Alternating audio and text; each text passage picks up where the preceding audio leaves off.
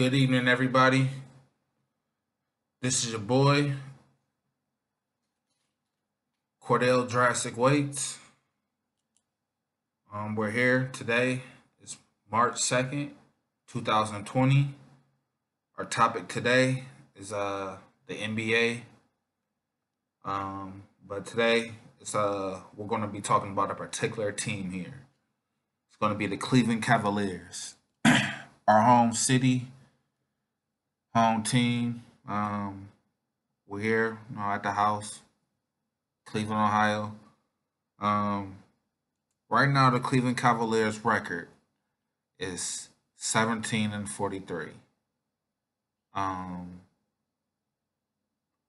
they currently have 22 games left in the season, and right now, the season has been completely a loss. Of course, it's a lot of reconstruction that's going on with management.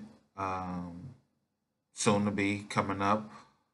A lot of roster changes. They had to trade during the deadline of DeAndre Drummond coming over and sending two pieces out to Detroit. Um, but right now, the season hasn't been what it's supposed to be. Even Kevin Love had wanted to be traded during the mid-season break, but that didn't happen. But currently, right now, this roster isn't the we'll say, best put together roster in the league. As far as performance wise, a lot of young talent on the team still to be found, but the sky's the limit for a roster like this, um, post LeBron era. But the positive thing is the season is about to end. With this roster, they do. They have shown promise in the last several games. Tonight, they're home against the Utah Jazz. Um, so we'll see what type of outcome, how they'll perform, compete tonight. So tune in and watch that one. 7 o'clock p.m.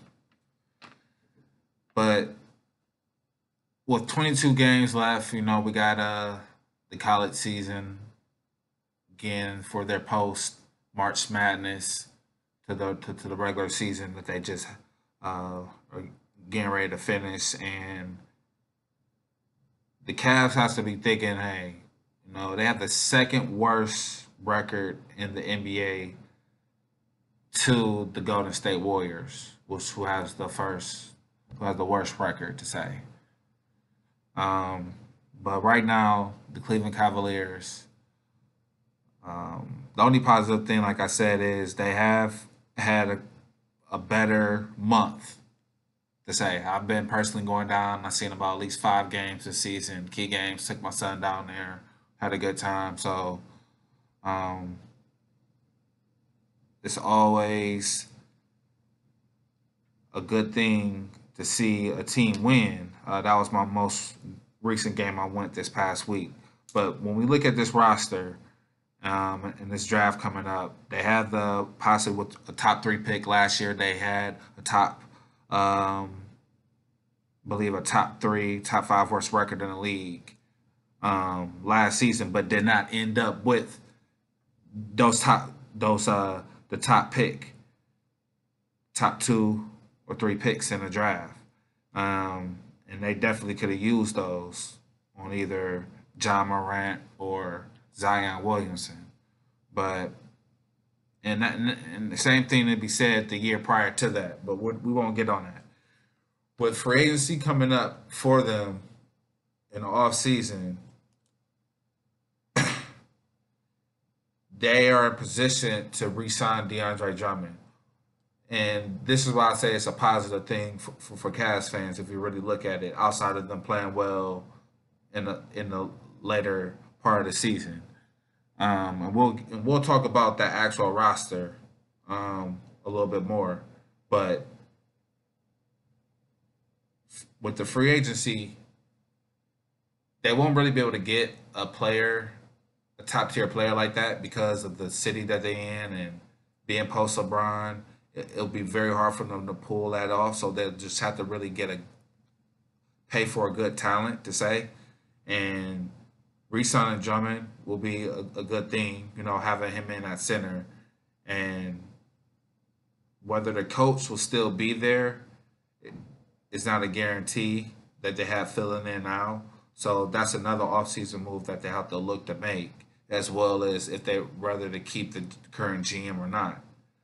So on a positive note, if they're able to get a top two to three pick in this draft, re-sign DeAndre Drummond, fill the void in the front office, either at coach or GM. And I really kind of think it's really more on the coaching with this team. Getting a good, respectable coach in there that could run with these young guys, even though they had 2 bad or 3 bad seasons now together. They could start to turn this around with a good top 2 or 3 draft pick, along with re-signing, like I said, DeAndre Drummond at center and keeping some of these pieces. Tristan Thompson is a free agent, so looking at that,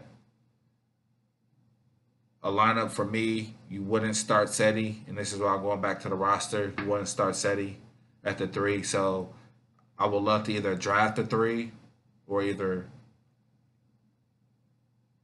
get another forward in there, and either trade Kevin Love. But with Tristan Thompson being, like I said, a free agent, you got Drummond, you got Garland, you got these smaller guards. You need taller wing players at the 3 and the 4 to be able to run with these guards and have an actual big in there so that you won't clog the paint. So Darius Garland, we'll see how he'll perform the rest of the season, but the Cavs do have a positive chance of putting together not only will a good starting lineup, but they do have already good pieces to a bench that could help them build in the future. So they do need a trade. They definitely need a for one hit on that draft pick just because the landscape of the geographic of where they're at inside of the United States.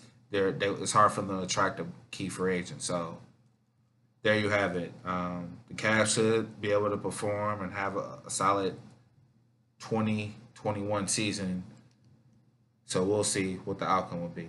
Thank you, and there you have it.